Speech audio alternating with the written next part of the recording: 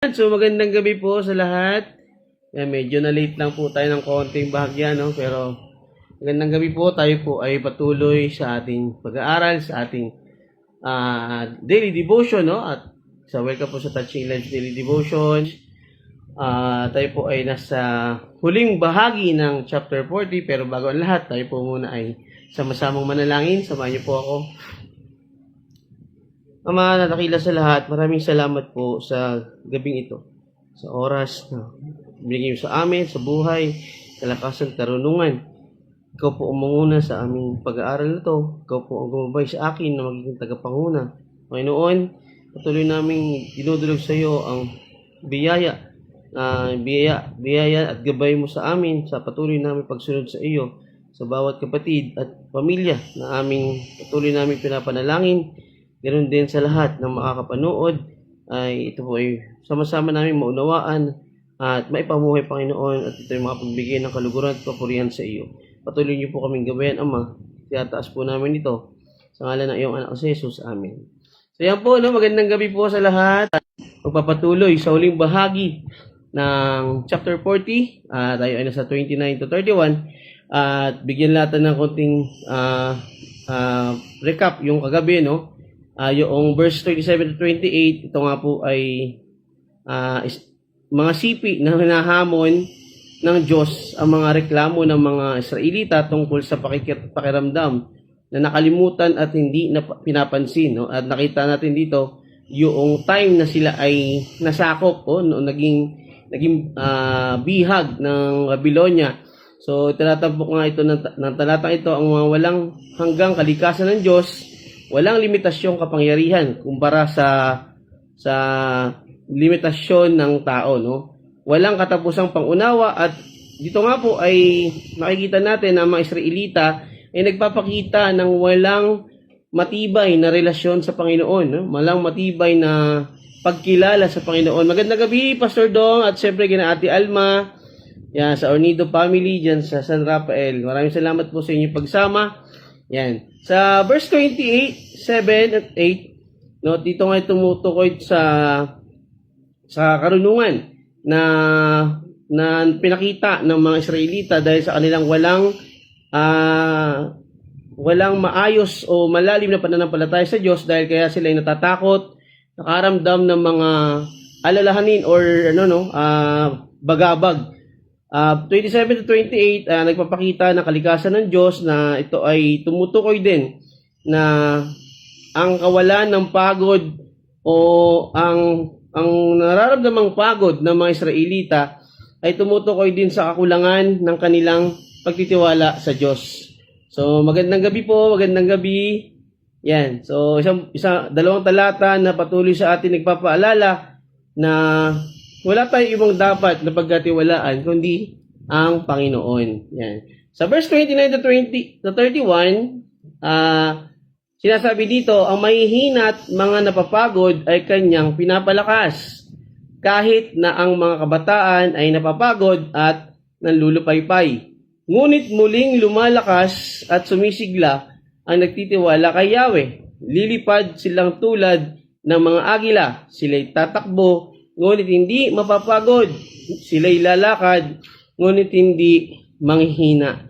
So, tatlong talatang ito ay naghahatid ng mensahe ng pag-asa at panibagong lakas sa pamamagitan ng pananampalataya sa Diyos. So, natatanging inihahambing nito ang pagod at nararamdamang exhaustion, no? O burnout, no? Na kahit ang pinakamalakas na individual na tao ay nauubos din ang lakas. Magandang gabi, Pastor Nanding. So dito nakikita natin na ang dapat nating gawin ay maghintay sa Panginoon. Itinatampok ng talatang ito ang kapangyarihan ng Diyos na pasiglahin at bigyang kapangyarihan ang mga nagtitiwala sa Kanya. So ito nga po ay nagbibigay daan din sa kanila na malampasan yung mga hamon at balakid. So ganoon din sa ating pamumuhay, tayo ay patuloy din pinapaalalahanan ng aklat ng Isaiah na wala tayong ibang dapat na pagkatiwalaan at asahan kundi ang Panginoon. Sa verse 29, ito nga po ay tumutukoy sa lakas ng Diyos para sa pagod, no? Para sa nakakaramdam ng pagod. Magandang gabi, Pastor Nanding. So binibigyan ng Diyos ng kapangyarihan ang mga mahihina, no? Dinadagdagan niya ang lakas ng mga walang lakas o mga napapagod, no? So magandang gabi, Edward Moreno. Magandang gabi po. So dito rin ay ang Diyos ay bukod tanging pinanggagalingan, no? Pinanggagalingan ng kalakasan na kanyang ibinibigay sa kanyang mga anak, no? Na humihingi sa kanya ng tulong. Siyempre, ito po ay sa pamamagitan ng pamumuhay ng may kababaang loob. Tayo ay tumatawag sa Panginoon at mas nagbibigay tayo ng oras na magtiwala sa Kanya. Pero dito ay nakita natin kung ano po ang katangian ng Panginoon pagdating sa mga panghihina, no? Sa usaping aspeto ng kahinaan. So ang Diyos ang bukod tanging nagpapagaling, nagbibigay kalakasan, isang paraan upang tayo ay patuloy na mamuhay ng may pagtitiwala sa Kanya. May mamuhay ng may kababaang loob sa harap ng Diyos, ang pagiging submissive o ang isang pagsuko, no? Isang bagay na ito ay nagpapakita ng pagbibigay ng paggalang sa Panginoon. Habang nalalaman natin na tayo ay mahina, doon natin nalalaman na tayo ay kumbaga, no, yung isang aspeto ng inaamin natin na tayo ay mahina, doon tayo nalalaman natin, doon tayo lumalakas kasi nandun yung gabay ng Panginoon. Magandang gabi sa aking tito diyan sa Surigao City. Yan, siyempre ang chairman Elmer Dorero, Tito Dongdong, magandang gabi sa inyo diyan, Tita Dre.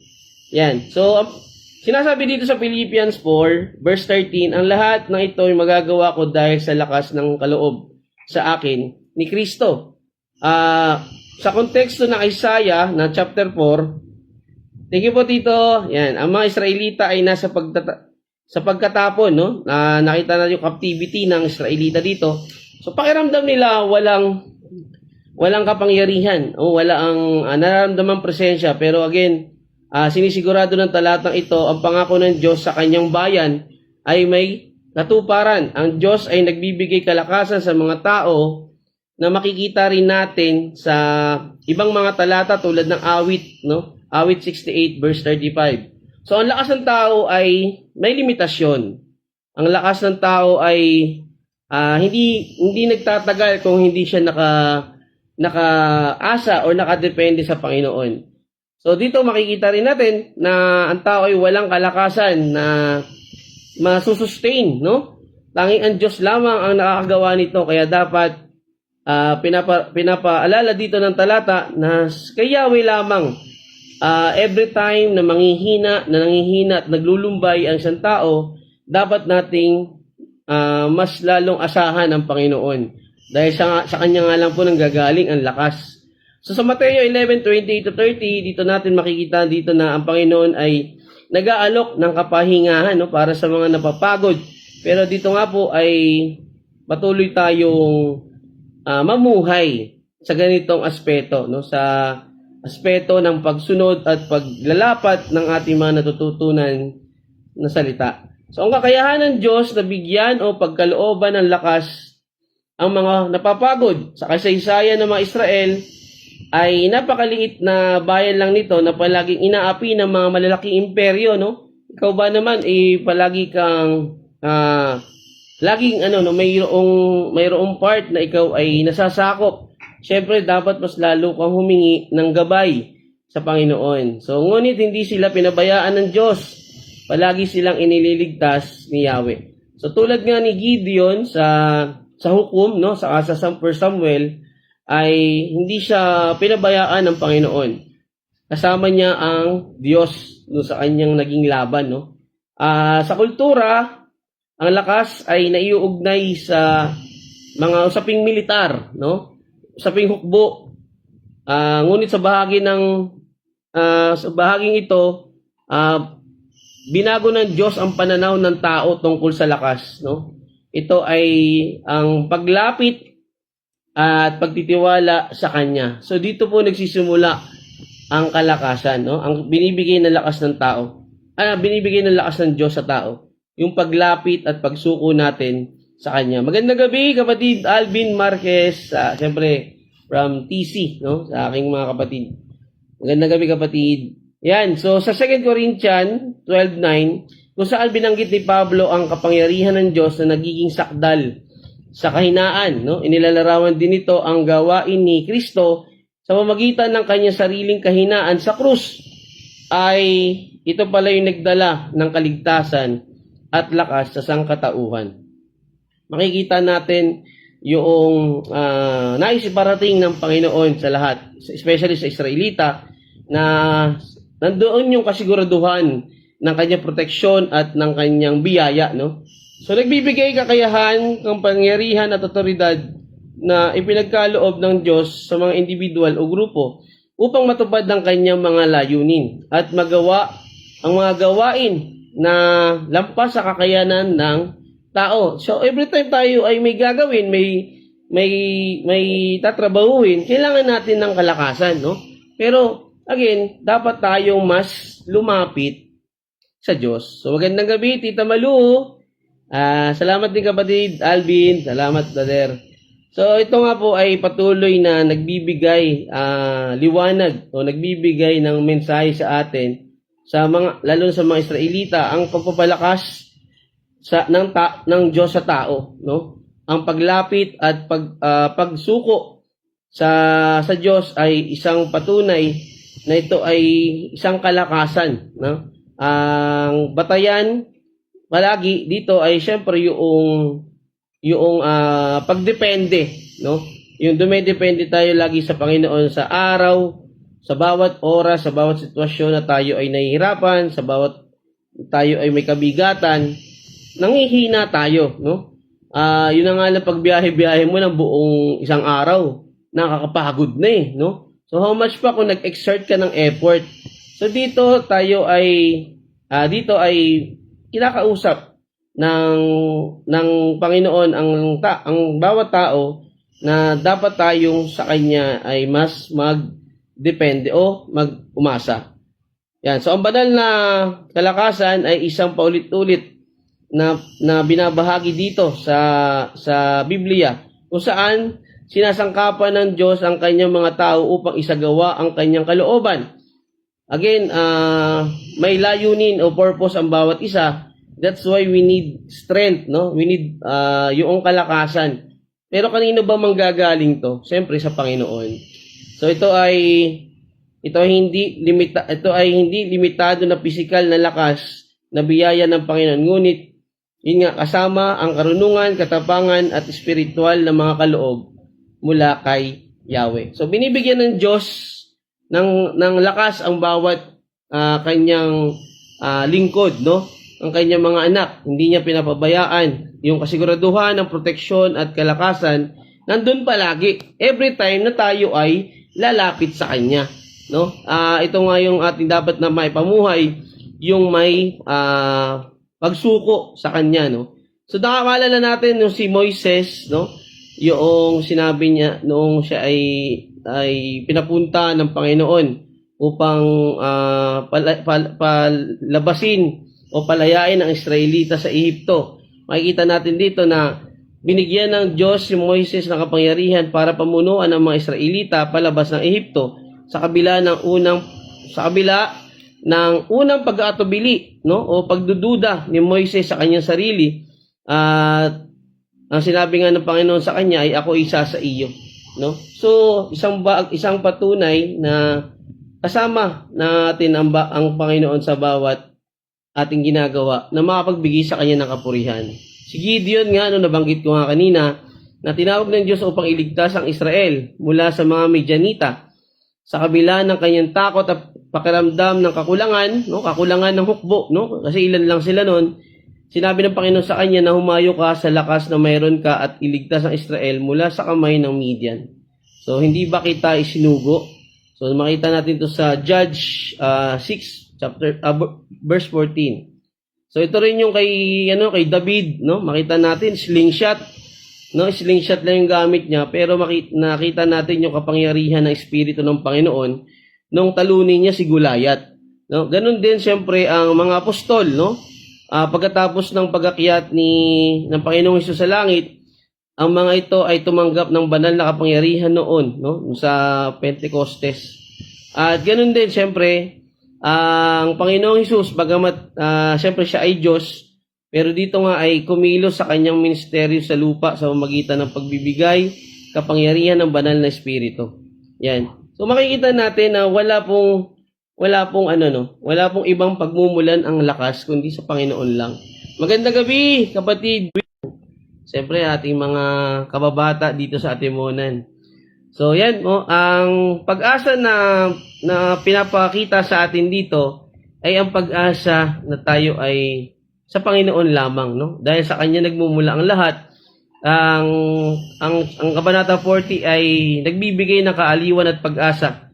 Kahit na sa panahon ng kahirapan, ipinangako ng Diyos na ibibigay niya ang lakas na kailangan natin, no? Na kailangan natin para makapagtiis at mapagtagumpayan ang isang laban.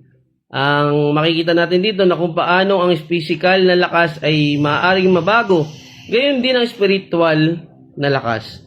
So, ang pagsasagawa ng regular na mga spiritual na disiplina tulad ng panalangin, pag-aaral ng Biblia at pakikisama na makakatulong sa atin upang gamitin ang kapangyarihan ng Diyos. So again, yung pagpapalakasan ng bawat isa, no? Malaking malaking bagay. Pero dahil alam natin na sa Panginoon lang nagmumula ang lahat ng kailangan natin. So tayo ay tumatanggap ng lakas ng Diyos. Tinawag tayo upang hikayatin at suportahan ng iba na maaring nanghihina, no? Kaya nagpapalakasan tayo. Nagpapalakasan, hindi nagkukumpetensya, no? Kumbaga tayo ay nagsasama-sama upang palakasin ang bawat isa. So ang talata ay inihikayat ang lahat na sa Panginoon lamang tayo magtiwala at umasa dahil sa Kanya lamang nagmumula ang kalakasan na ating kailangan.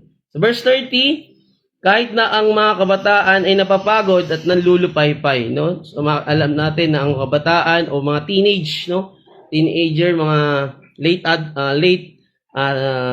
mga 20s, no? Mga ganyan, mga edad, mga 15, malalakas yung mga yan. Makikita natin na nakakatagal pa yan ng mga ilang laro, no? Pero dito, ang tinutukoy dito sa verse 30 ay ang limitasyon ng tao. Na kahit ang mga bata at malakas, kahit ang mga kabataan na malalakas ay nakakaranas din ng pagod.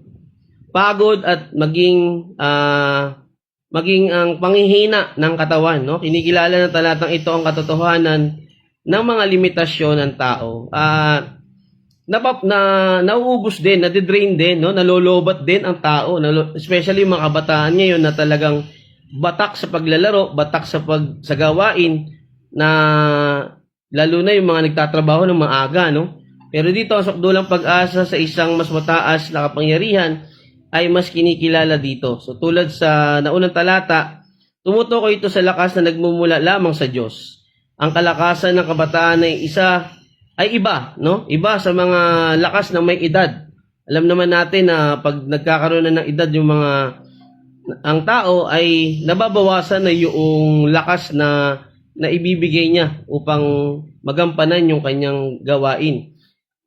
Sa Psalms 103 verse 5, sinabi dito, sa sarili ang dulot niya ay kasiyahan habang buhay, kaya naman ang lakas ko ay lakas ng kabataan, katulad ng sa agila ang taglay kong kalakasan. So itinatampok din ang universal na katangian ng kahinaan ng tao, na binibigyan diin na kahit ang mga nasa kalakasan na edad para sa pisikal na lakas, gaya ng mga kabataan, ay nakakaramdam din ng pagkapagod, no? Nakakaramdam din ng burnout, nakakaramdam din ng sobrang kahinaan. So ang kabataan madalas ay inilalarawan ng lakas at potensyal. Ngunit itinuturo ni Isaias ang kanilang limitasyon.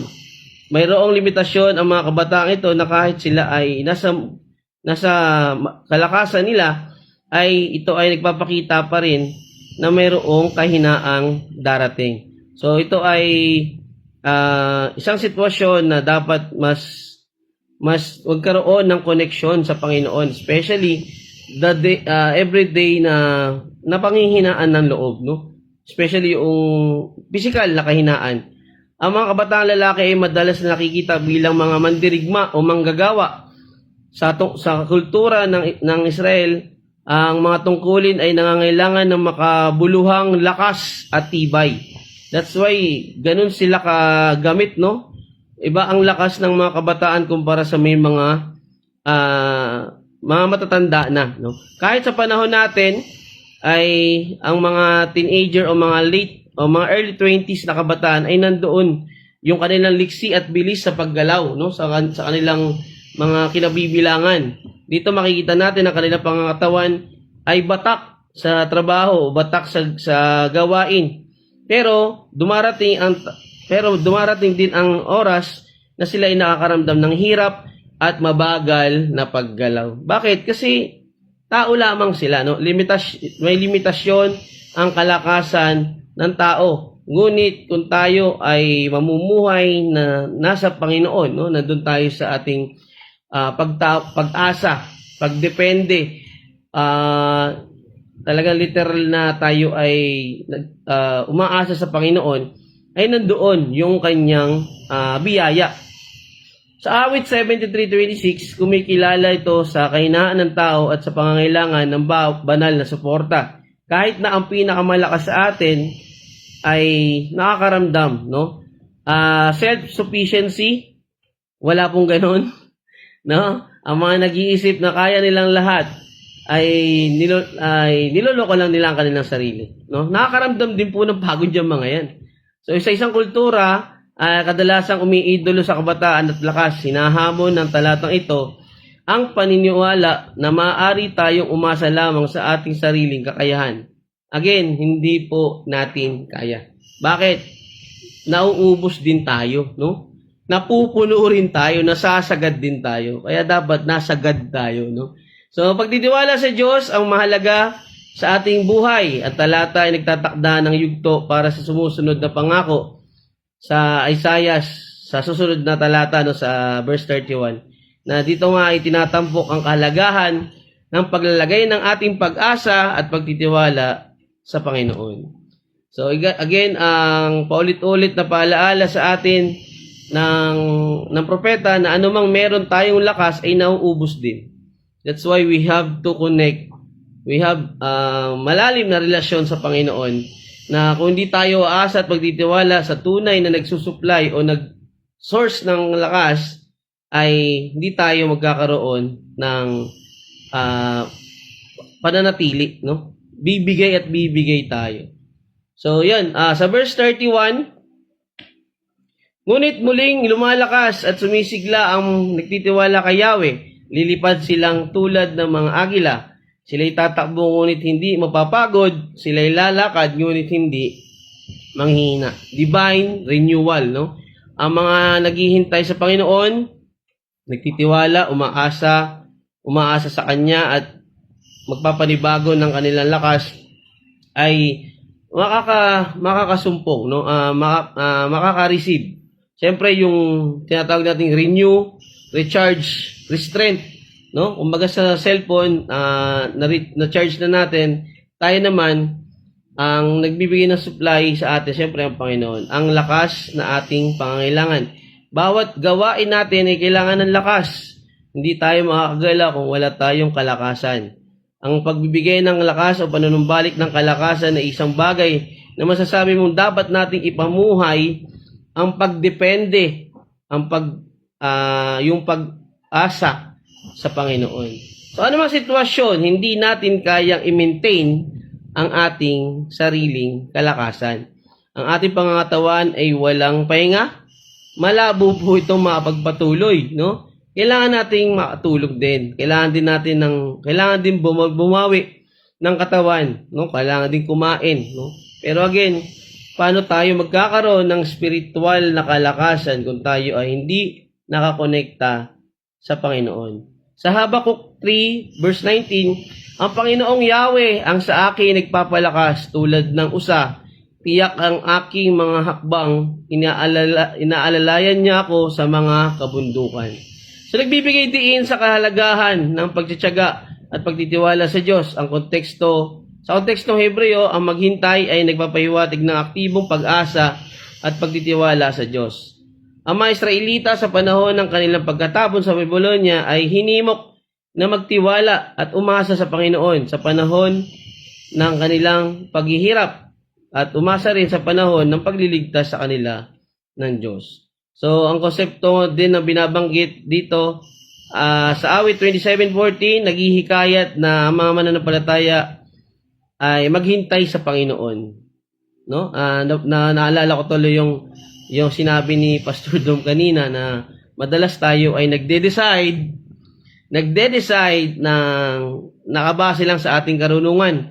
Hindi natin hinihintay ang karunungan mula sa Panginoon. Masyado tayo nagmamadali. That's why tayo ay nagkakaroon ng failure, no? Bumabagsak tayo kasi walang tibay yung bawat desisyon na yon. Magandang gabi po, Ma'am Marcel Valdez at syempre Pastor Mark Baybado, from Pangasinan. Yan. Salamat, Pastor. Ay kayo napadaan sa aming pag-aaral, no?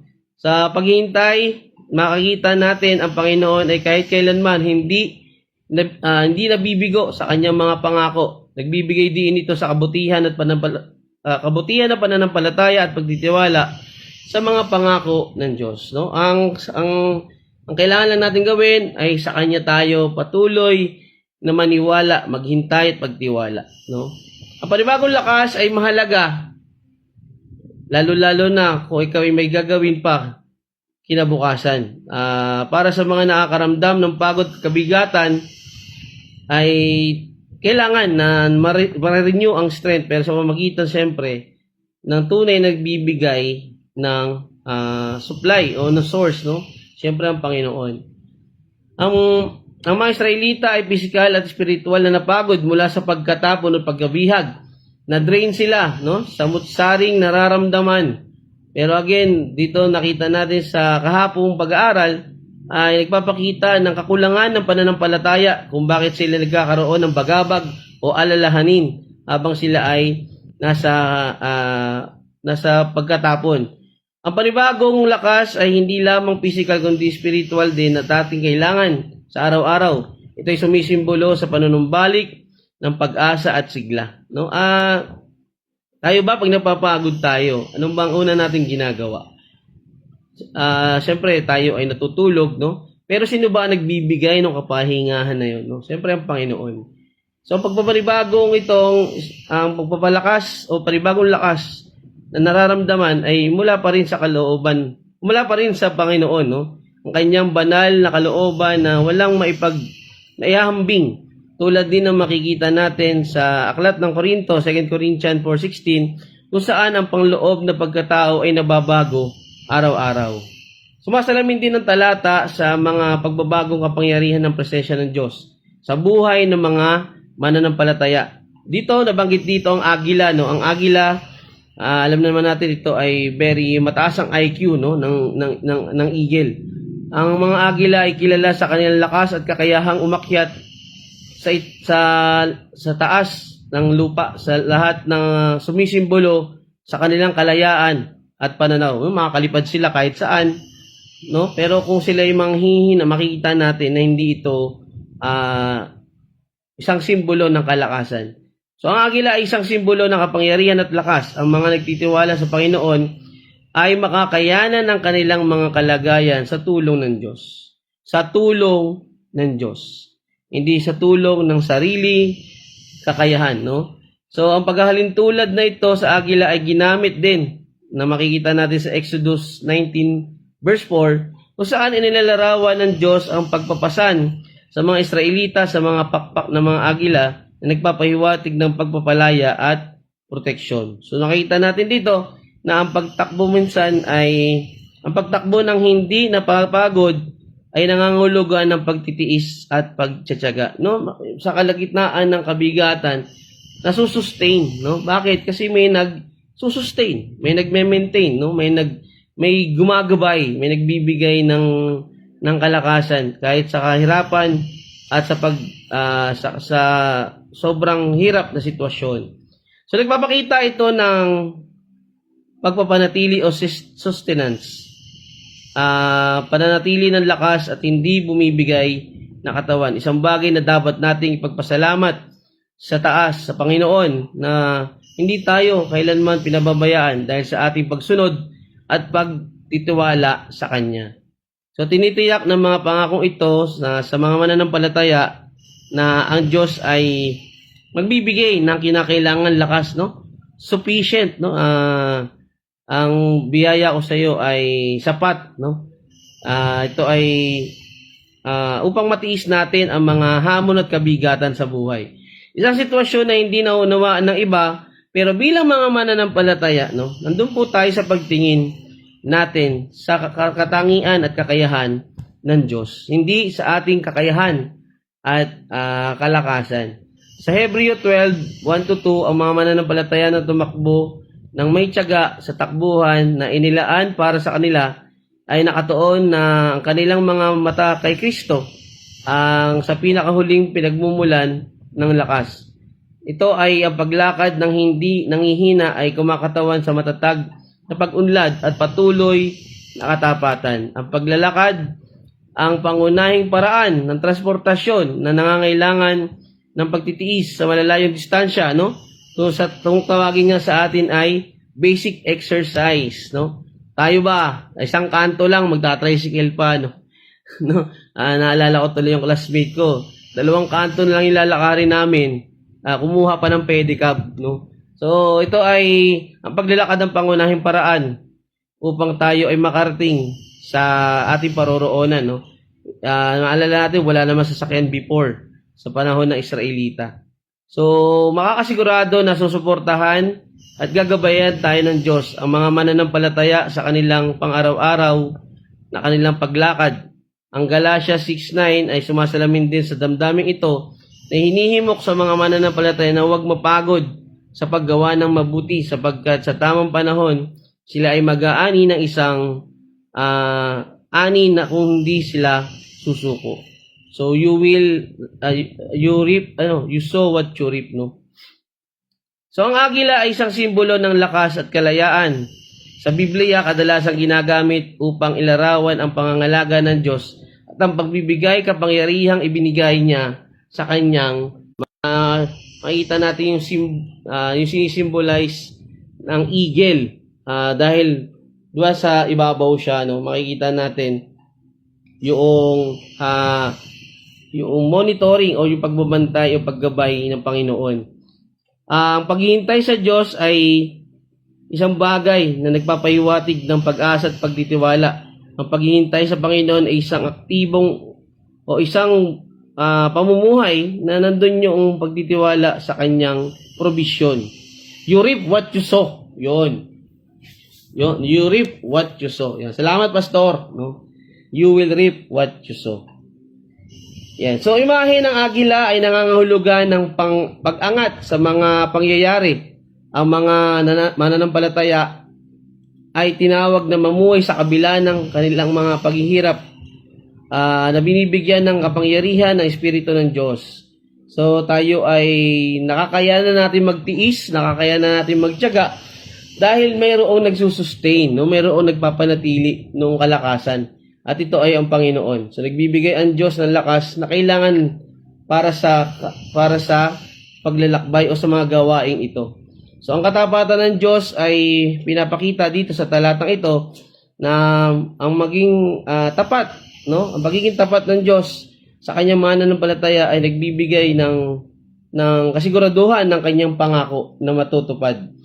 Kaya mga kapatid, tayo ay pinaalalahanan ng mga talatang ito na wala tayong dapat asahan at pagkatiwalaan, no? Sa lahat ng sitwasyon, anuman ang kabigatan, anuman ang darating na sitwasyon o problema, ipamuhay ang natututunan, no? Ipamuhay natin na tayo ay sa Diyos lang umaasa, hindi sa sariling karunungan, no?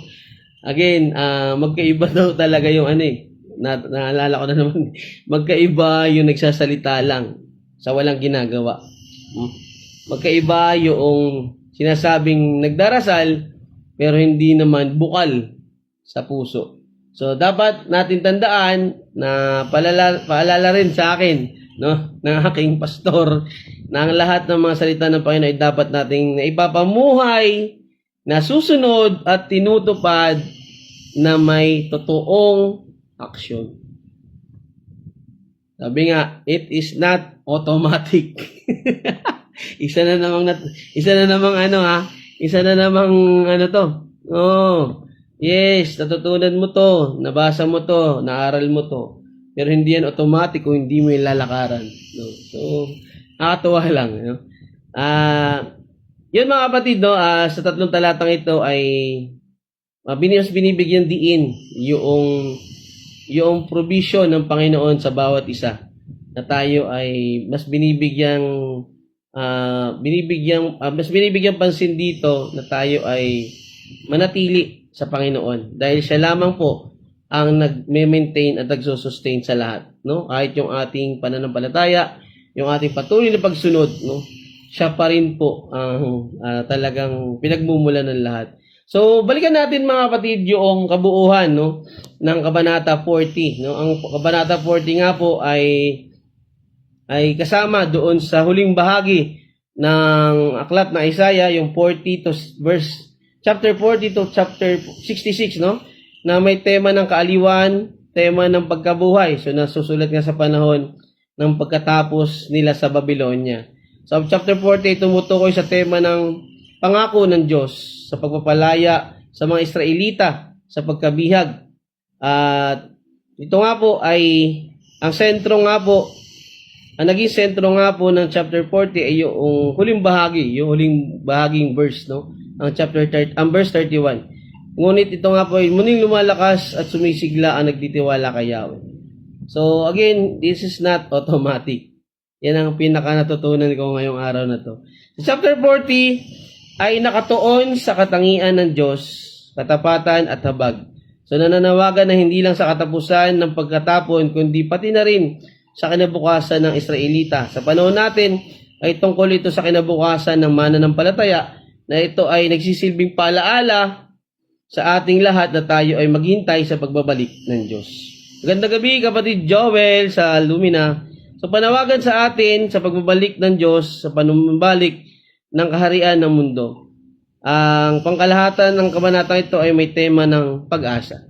Okay, ang talatang 1 to 8 ay may tema may tema ng kaaliwan at pag-asa, ang paghahanda sa daraanan ng Diyos sa kanyang pagdating, ang utos na paghahayag ng salita ng Diyos na walang takot na ibabahagi at may kalakasan ng loob na ito ay ipakalat, no? At ito ay ang lahat ng bagay sa mundo na kahit ang buhay ng tao ay lilipas, ngunit ang salita ng Panginoon ay mananatili magpakailanman. Sa verse 9 to 11, mensahe ito ng kaaliwan at pag-asa rin na nakatuon sa pagdating ng kaharian ng Diyos. Magandang gabi, Idol Israel, kagawad. Siyempre, ng Zona 2 sa Atimonan, Quezon. Yan, magandang gabi, Idol Israel. Yan. Sa pagdating ng kaharian ng Diyos at sa pagiliw na pangangalaga na ibibigay niya ibibigay niya para sa kanyang mga tao. Kung ano man ang kanyang pinangako, ay ito ay matutupad. So, inikayat dito ang pagpapahayag ng mabuting balita ng pagdating ng Diyos. Sa 12 to 26, ito naman po ay tumukoy sa walang katulad na katangian ng Diyos, nakatutok sa walang kapantay na kapangyarihan at katarungan ng Diyos. Yun nga, no, sa verse 15 to 17 ay mas binigyan ng diin ang pinakamataas na kadakilaan ng Diyos sa pamamagitan ng paghahambing nito sa kawalang halaga ng mga bansa at maging ng natural na mundo.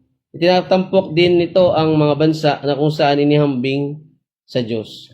Sa 18 to 20, ang mga tanong o mga rhetorical tanong sa walang kabuluhang paghahambing ng Diyos sa mga Diyos-Diyosan, no? Tumukoy ito sa mga sinasamba ng mga Israelita na wala itong mga kakayanan na magpagaling o magmilagro. Ang malaking pagkakaiba sa pagitan ng walang hanggan kumpara sa walang buhay.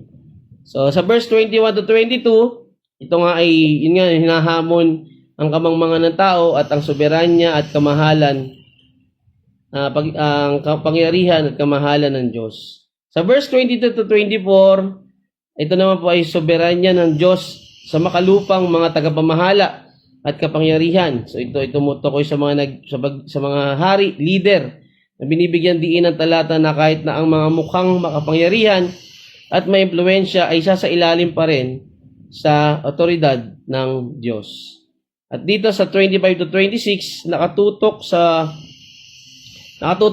tumutukoy naman sa walang katulad na kapangyarihan at katarungan ng Diyos na bilang lumikha ng sinukob, particularly ang mga bituin, na tinatabok nga nito ang kapangyarihan ng Diyos na walang kapantay, no, sa pagmamanage, sa pag-maintain, sa pagsusustain sa mga heavenly bodies.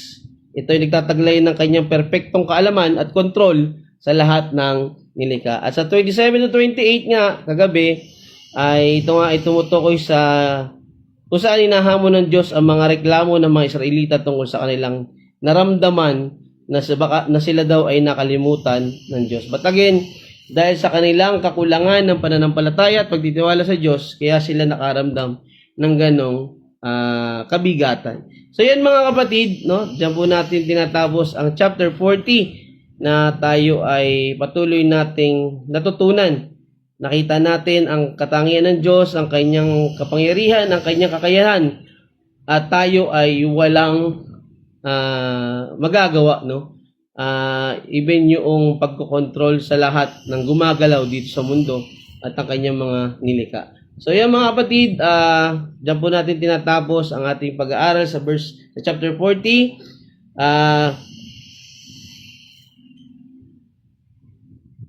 Yan. So paalaala lang ni Pastor Dom, no? Basahin ko lang ang konteksto, no? Tinutukoy sa Galatia 6:9 ay hindi po material kundi spiritual. So hindi dahil gumawa ka ng maganda sa kapwa mo ay makakaasa ka sa gagawa ka na rin nila ng maganda. No, yung paghihintay ng kapalit, hindi po ganoon, no? Hindi po 'yun ang konteksto. But again, usaping is spiritual. Salamat Pastor Dom. It is not automatic, no? So kailangan nating ipamuhay, lakaran ang ating mga natututunan, hindi lamang narinig, hindi lang naunawaan, dapat ito ay may aplikasyon. So, yun lang po. Bukas po ay chapter 41. Yan, siyempre sisimulan natin ang panibagong kabanata. Yan, so tayo po ay magkita-kita muli bukas. Pero bago ang lahat, tayo muna ay samahan niyo po ako sa ating pangwakas na panalangin. Salamat po. Ama, Panginoon, dakila sa lahat, mapangyarihan sa lahat. Tanging ikaw lamang po ang tunay na Diyos na aming dapat sambahin, asahan at pagkatiwalaan. Maraming salamat po sa patuloy na kalakasan na ibinibigay mo sa amin, sa patuloy na pananatili namin sa bawat sitwasyon. Maraming salamat po sa patuloy na pagsama sa amin sa aming pag-aaral upang ikaw mas lalo naming masunod, makilala, Panginoon. Maraming salamat sa lahat ng biyaya. Ikaw po ang pinagmumula ng lahat. Ikaw po ang may kontrol ng lahat at ikaw lang po ang lumikha ng lahat. Patuloy niyo po aming gabayan, Panginoon, ang mga nakinig, ang mga nakapanood at makapanood pa ng video na to. Samahan niyo po kami, Panginoon, sa aming pamumuhay, sa paglakad sa iyong mga salita at pagsunod sa iyo. Ikaw lang po ang patuloy na nagbibigay ng lahat, Ama. Pinapanalangin ko po namin to, Panginoon, sa patuloy naming paghingi sa iyo ng karunungan. Tinataas po namin ito lahat sa ngalan ng iyong anak na si Jesus. Amen. So maraming salamat po mga kapatid. Tayo po muli ay magsama-sama bukas. Maraming salamat Pastor Dom, Ate Alma, Pastor Nanding. Siyempre sa mga kapatid ko, Idol Israel, Wilson Marquez, Alvin Marquez, kapatid Joel, no? Ma'am Sel, Pastor Mark Baybado ng Pangasinan, at siyempre ang aking tito at tita sa Surigao, siyempre kapatid ng aking papa. At sa lahat po, maraming salamat po mga kapatid. Salamat sa paghintay. Medyo na-delay lang po tayo. Pero salamat at tayo po ay nagsama-sama uli sa ating pag-aaral. Bukas, see you. Maraming salamat. Sa Diyos lang po ang paborit parangal. God be the glory. Thank you. Salamat po. Bye-bye.